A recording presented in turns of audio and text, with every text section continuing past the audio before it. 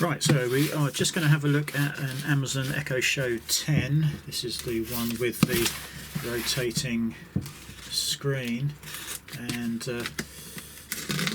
we recently bought a couple of the Show 8s at about £99, very reasonable, and we have been using that for the application that we thought it would help with, but unfortunately it has proved not to be quite good enough, and I'm going to deal with that in a separate video. But it's all about mild dementia and a family member who needs a bit of help now, and one of the things we've been struggling with is the TV remote control and the phone, and she is struggling to control both. Sometimes is controlling the TV on the with the phone whilst we're trying to talk to her. So we had a couple of things we wanted to sort out. We wanted to just be able to drop in using my Amazon account to her house in the lounge and the bedroom. So we've got a couple of Show 8s set up there. I've also found a way of controlling the TV and various other infrared devices like the Skybox remotely, so wherever we are in the world we can drop in on her, we can talk to her, we can put the TV on the right channel if she is struggling to do that, and yeah, so we're going to be going over that and some other things with dementia, but I thought we might as well do the unboxing of this Echo Show 10. It's very, very expensive compared with the Show 8. Show 8 is 99 quid, and this Show 10 is 240 quid. And strangely, Amazon are out of stock at the moment. We had to actually get this from Argos, which was a bit of a surprise. So the reviews I've seen on this suggest that it's not really worth the extra, just for the few extra features you get with this. But as I say, we do have a specific need for the swivel screen, and so let's have a little look. We have a strangely a white charger, even though this is the black unit. 30 watts, output is 18 volts, so yeah, that's fair enough. We've got the usual important information, limited warranty stuff. We have the standard Echo Show booklet, wake words, microphone, where everything is positioned, how to plug it in, control the rotating smart screen, you can turn that on and off. So yeah, we'll have to have a read of that. Now I don't know what this is. I've not seen this on the other devices. It's almost like a template of how much room this takes up.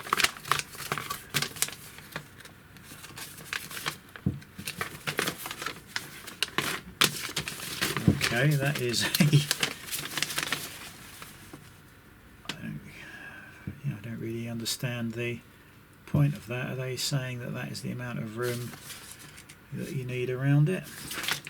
That's going to be interesting for the table we're putting it on.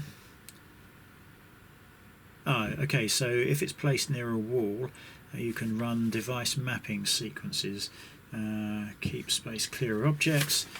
Yeah, so I think that was just a footprint of the device if it is being allowed to fully move around. So let's get this out. Well, that is a big old thing. Yeah, nothing else in the box there. So yeah, big bass. Wow, that is huge. I'm suspecting the sound is going to be excellent as well. Interesting how easily that spins around. Let me just bring the camera down. Let's just pick that up. That bass is very free to rotate. Let's take the protective pad off. So it's got an outer silicone rubber base. The adapter plugs in there, so I guess normally you would place that right at the back, and then it can turn pretty much 360 degrees. It is just a fraction less than that, but it is not much. Rotating screen with manual tilt, 10-inch high definition touchscreen with adaptive colour. This has got a 13 megapixel camera with built-in cover, 2 tweeters and woofer, Zigbee smart home hub built into it, Bluetooth, hands-free with Alexa, microphone and camera on-off buttons. Compatible with Amazon Music, Apple Music, Spotify, Prime Video, Ring and Hue. Okay, so designed to move with you, the brilliant 10-inch HD screen moves automatically to keep video calls, recipes or films in view as you move around the room. 13 megapixel camera uses auto framing to keep you in front and centre when taking a selfie or calling friends and family. Yeah, well that's fine. I'll tell you the reason we need this. We will normally have it pointing at our family member, and even though I can control the TV, it is sometimes just nice to be able to see the channel change. So my idea is to drop in, turn this to the TV, see the channels changing or whatever it is I need to do for her, and then just put it back on her. That is the idea. I have a big unit though, that will be interesting.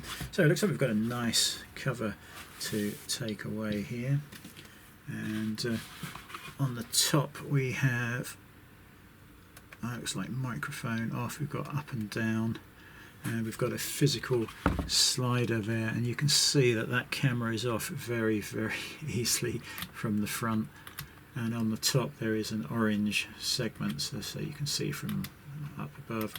Very loose switch or mechanism there, it's not stiff in any way. So I suppose we can just fire this up. I will need to pair it with my account, so I'm not going to be able to do that, but I wonder if we can see anything useful as we fire this up. It's not a massive extension lead on that adapter, perhaps 4 foot. So let's get this plugged in.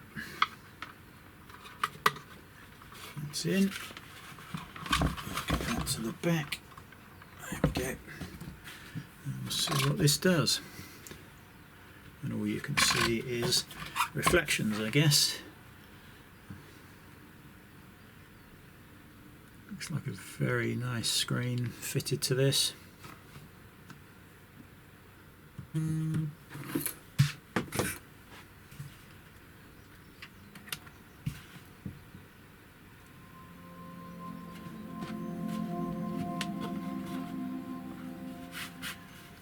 I found the sound to be excellent on all the show devices.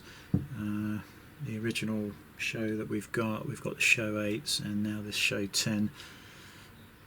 Yeah, this is just going to go through its installation process. We're going to have to stop in a minute once it starts asking for Wi-Fi passwords. But I just really wanted to, now that base is now stiffer, but as soon as you force it, it will... ready for setup. Yeah, we're ready for setup.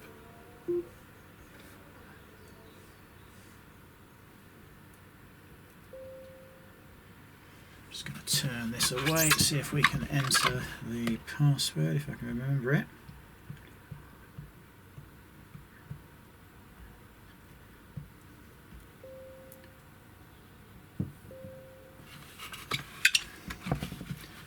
What you need to do to get this onto your account, you'll need to first log into your Wi-Fi at home. I'm talking about if you want to use this somewhere else. It's going to ask you for your Amazon account and password, and then it will set it all up.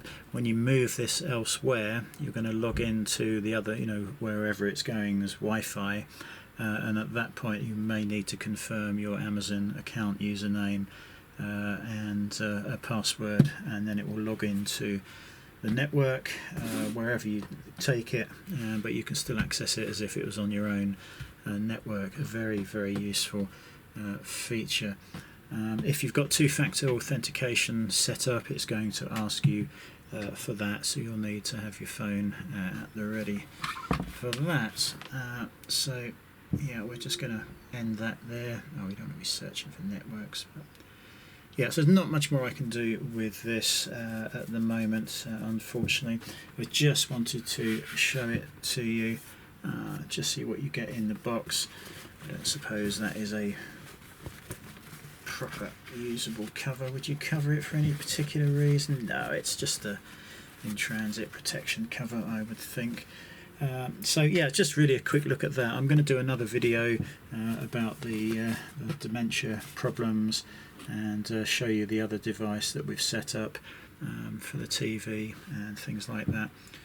So yeah, we'll just stop this now and go and do the other videos.